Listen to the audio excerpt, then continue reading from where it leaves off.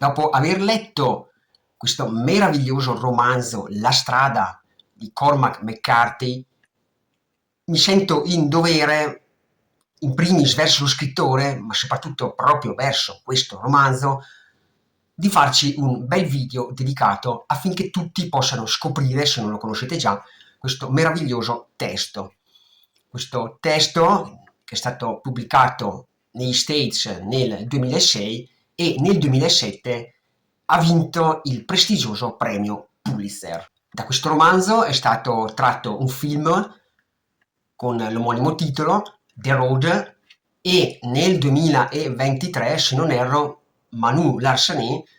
ha pubblicato una sua interpretazione a fumetti. Innanzitutto vediamo come è sorta l'idea di creare questo libro proprio a McCarthy. McCarthy si trovava in una stanza d'albergo a El Paso, in Texas, con suo figlio piccolo, e in piena notte, lui dice da un'intervista tra le 2 e le 3 di notte, si è messo a guardare fuori dalla finestra mentre il piccolino dormiva e si è immaginato questa città fra 50-100 anni e gli è venuto un fermo immagine di una città con le colline in fiamme ed un ambiente desolato. Proprio mentre stava osservando il bambinetto dormire sereno, ha iniziato a scrivere le prime pagine di questo libro che 4 anni dopo in Irlanda si era reso conto essere effettivamente diventato quello che poi avrebbe tradotto nel romanzo effettivo. Lui stesso afferma che se non ci fosse stato il suo bambino, probabilmente l'idea di questo libro non gli sarebbe mai venuta alla mente. Quindi questo romanzo è proprio scritto e dedicato al figlio, ma è proprio stato scritto, come lui afferma, a 4 mani. Ma veniamo un attimo a che cos'è questo romanzo. Questo romanzo fa parte del genere post-apocalittico, proprio legato a quel famoso fermo immagine. Non sappiamo a tutti gli effetti cosa abbia portato a questo paesaggio, a questa distruzione. Si suppone, almeno gli esperti, gli interpreti del libro, si suppone sia successo un avvenimento nucleare. Infatti nel libro ci sono pochissimi cenni su cosa realmente sia accaduto. Il racconto inizia con il bambino e l'uomo su di una strada, da qui anche il titolo La strada, The Road. Bambino e uomo, padre e figlio, che con un carrello della spesa, portando appresso i loro pochi viveri e beni di prima necessità, viaggiano verso una meta non precisa, o meglio, continuano verso la direzione sud, dove l'uomo vuole condurre il bambino verso il mare, sperando che ci sia un qualche peschereccio, una qualche nave, una qualche forma di aiuto. Questo testo non è altro che un vero e proprio inno all'amore incondizionato tra padre e figlio, e anche un inno alla vita, perché durante un avvenimento, in questo caso post-apocalittico, in una situazione estrema, l'uomo, qual è lo scopo primario dell'uomo? Rimanere in vita. Ed ecco che il padre offre tutto se stesso per far sì che il bambino rimanga in vita. Noi vediamo questo viaggio di questi 2 personaggi sempre lungo strade, sentieri, boschi. Verranno ad un certo punto attaccati da dei predoni, perché sappiamo che in questo ambiente desolato, quando la disperazione è all'estremo, l'uomo diventa cattivo, diventa egoista, e quindi tendenzialmente tutti quelli che incontreranno lungo la loro strada saranno persone viste come dei cattivi, anche se in realtà loro non li conoscono, ma si suppone e loro immaginano sempre che abbiano di fronte degli estranei al quale gli rivolgono appena la parola e dei quali non possono assolutamente fidarsi, perché anche loro devono sopravvivere in questo ambiente distrutto, dove anche il minimo elemento ambientale o anche umano può danneggiare quello che può essere l'obiettivo finale di restare in vita. Troveremo delle situazioni veramente estreme di sofferenza in cui il padre più volte lo troveremo in difficoltà e più volte dovrà reinventarsi per far sì che il bambino viva questa situazione nel modo migliore. Chiaramente il bambino è sempre spaventato, deve cercare sempre di rassicurarlo. Il bambino continua a fare delle domande, visto che ha perso la madre si è suicidata proprio per colpa di questi avvenimenti, di queste disgrazie apocalittiche che sono accadute. E quindi c'è sempre questa aria di tristezza, di malinconia che pervade proprio lo stesso bambino e il padre cerca sempre di rassicurarlo, di dire che comunque ce la faranno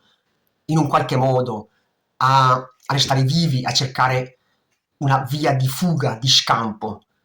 E chissà che proprio oltre il mare non ci sia proprio un altro padre e un altro bambino seduti sulla spiaggia che li stanno attendendo. Osserviamo in questo libro una certa ripetitività delle scene che vengono portate avanti, come può essere l'entrare in un'abitazione per cercare beni di prima necessità, soprattutto il cibo, ma anche capi di abbigliamento, indumenti che possono tenere al caldo e riparare in primis il bambino dalla pioggia e dal freddo, perché ricordiamoci che le stagioni proseguono, non è che si sono interrotte per questo evento apocalittico, quindi si trovano in condizioni anche con un clima rigido, freddo, pioggia, vento, sono sottoposti a tutte le intemperie possibili, a un sole cocente, un sole che comunque rimane coperto sempre da una velatura di grigiume, perché non è mai sereno, non c'è mai quell'aria trasparente e pura, anzi continuano sempre a respirare odori di cenere, odori di fumo. E questa ripetitività io l'ho interpretata un po' come il dover sempre seguire la stessa direzione, proprio perché se tu esci dal tuo binario, dalla tua routine quotidiana, non sai quello che trovi, non sai quello che puoi trovare e quindi è meglio restare al sicuro su di una strada, su un sentiero, perché potresti incappare proprio in quei predoni che alla peggio ti possono pure uccidere. Quindi passeranno anche per città, per ponti crollati dove troveranno in mezzo anche dei camion, delle auto. Insomma, la vita che c'era prima è stata improvvisamente interrotta, persone carbonizzate. Non troviamo mai animali se non un cane. Ci sono dei cenni che una volta ci fossero stati animali, come per esempio al pascolo c'erano delle mucche che vengono citate, non ci sono più gli uccelli, ma viene fatto presente che una volta c'erano i voli di questi uccelli che si spostavano, migravano e i fiumi sono invasi da pesci morti, i pesci venuti a galla, privi di vita e quindi capiamo che sostanzialmente l'unica forma presente di vita è quella umana. E proprio quel bambino che chiaramente continua a fare domande al padre perché ha bisogno di rassicurazioni, ha bisogno di conforto, ha bisogno di amore, quell'amore che il padre non gli negherà mai, mai in nessun frangente di questo racconto. Lo tratterà sempre nella maniera più delicata possibile, sempre con dei toni pacati, non si arrabbierà mai proprio perché deve prendersi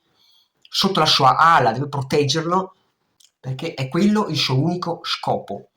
Ad un certo punto lo stesso bambino verrà visto come un dio dallo stesso padre, perché sembra quasi essere il suo faro, è il bambino che fa sopravvivere il padre, è il bambino che lo invita giorno dopo giorno ad andare avanti, a cercare una soluzione, a cercare aiuto se esiste poi questo aiuto. Ci sono delle scene davvero commoventi, davvero toccanti. Questo bambino e questo padre seduti attorno al fuoco, che si addormentano attorno al fuoco, abbracciati l'uno all'altro, che non sanno se vedranno l'alba del giorno seguente. Delle situazioni davvero assurde, ma talmente assurde che sembrano reali, perché questo ambiente veramente ti porta tristezza e McCarthy è davvero bravo, capace a descrivere questo ambiente. Le descrizioni ci sono delle descrizioni abbastanza, come si può dire, dettagliate, ma non esageratamente perché sono assolutamente necessarie per calarci nel contesto, farci percepire tutte le emozioni, perché questo è quello che deve emergere dal racconto, questo profondo amore e queste emozioni uniche e indimenticabili. Certo, è un libro che è molto lineare, non vi aspettate chissà che cosa, proprio perché è caratterizzato da questa routine, da questo avanzamento continuo lungo la strada, che non si sa dove porterà. È scritto in modo anche semplice, ma che allo stesso tempo ci emoziona proprio perché è il modo di raccontare di McCarthy che rende questo libro stupendo e veramente scritto col cuore, da padre a figlio. Bene, se questo video ti è piaciuto, mi raccomando un bel pollicione, commentino e iscrizione che a me fa sempre piacere e alla prossima.